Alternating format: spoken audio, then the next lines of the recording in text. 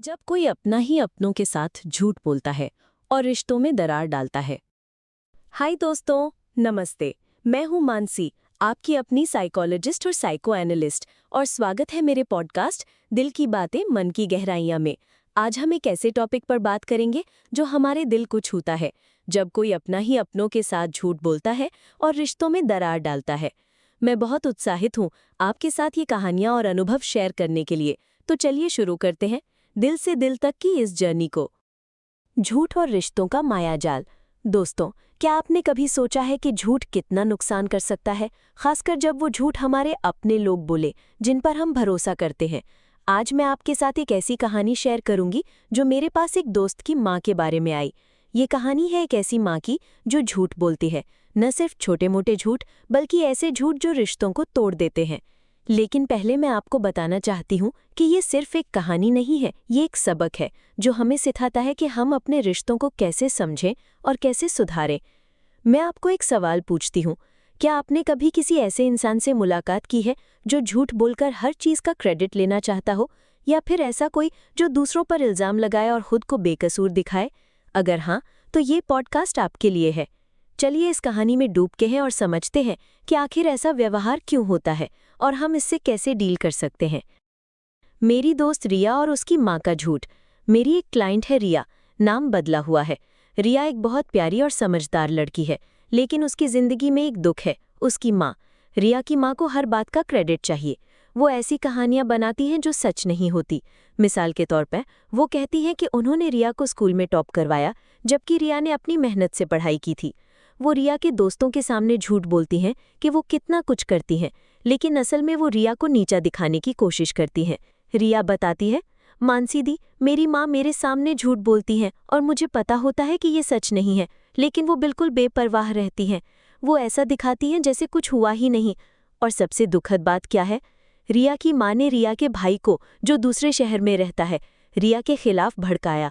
वो भाई को फ़ोन पर कहती है, रिया ने ये गलत किया, रिया ने वो गलत किया, जबकि रिया ने कुछ किया ही नहीं। अब रिया का भाई अपनी बहन से नाराज़ रहता है, और सबसे बुरी बात, रिया की माँ खुद को विक्टिम दिखाती हैं।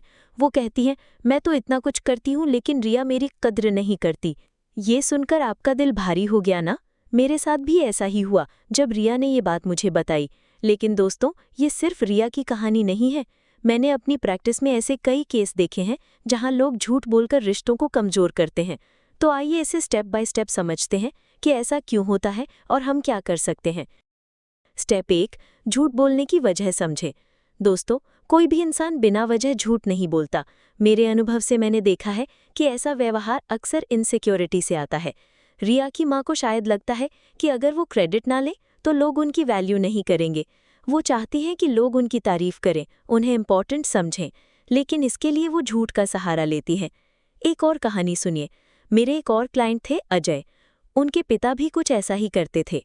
वो हर बार कहते थे कि उन्होंने अजय को बिजनेस में सक्सेसफुल बनाया, लेकिन सच ये था कि अजय ने रात दिन मेहनत करके अपना बिजनेस खड़ा किया था। जब मैंने अजय के पिता से बात की तो पता चला कि उन्हें डर था कि अगर वो क्रेडिट ना ले तो लोग उन्हें नाकाम समझेंगे। तो पहला स्टेप है ये समझना कि झूठ बोलने वाला इंसान शायद अपने अंदर के डर या कमजोरी को छुपाने की कोशिश कर रहा है। अब बात करते हैं विक्टिम कार्ड का खेल। रिया की माँ जब खुद को बेकसूर दिखाती है और रिया पर इल्ज़ाम लगाती है तो वो एक तरह का इमोशनल मैनिपुलेशन करती है। ये काम व्यवहार है। ऐसा करने वाले लोग चाहते हैं कि लोग उनके लिए तरस खाएं, इससे उन्हें अटेंशन मिलता है। एक मज़ेदार कहानी सुनिए। मेरे एक दोस्त की मौसी थी। वो हर फैमिली फंक्शन में रोना शुरू कर देती थी। कहती थी, मैंने तो सबके लिए इतना किया लेकिन कोई मेरी कद्र नहीं करता। लेकिन सच ये था कि वो दूसरों के काम को अपना बताती थी। एक बार तो उन्होंने मेरे दोस्त की बनाई रेसिपी को अपना बताया, और जब मेरे दोस्त ने सच बोला तो मौसी ने ड्रामा शुरू कर दिया। क्या सीखा? विक्टिम कार्ड खेलने वाले लोग चाहते हैं कि सारा फोकस उन पर रहे, लेकिन हमें समझना होगा कि ये उनकी कमजोरी है, ना कि हमारी गलती। स्टेप 3, रिश्तों पर असर। दोस्तों, जब कोई अपने ही परिवार में झूठ बोलता है तो रिश्ते टूटने लगते हैं। रिया का भाई अब उससे बात नहीं करता, वो अपनी माँ की बातों पर भरोसा करता है। ये कितना दुखद है। रिया कहती है, मानसी दी, मैं अपने भाई को खोना नहीं चाहती। मैंने रिया को सलाह दी कि वो अपने भाई से खुलकर बात करे, लेकिन ये आसान नहीं है, क्योंकि झूठ ने उनके बीच एक दीवार बना दी है। मेरा सुझाव है, अगर आपके साथ भी ऐसा हो रहा है तो धैर्य रखें। सच को सामने लाने में वक्त लगता है, लेकिन प्यार और भरोसे से ये दीवार टूट सकती है। स्टेप 4, इससे कैसे डील करें।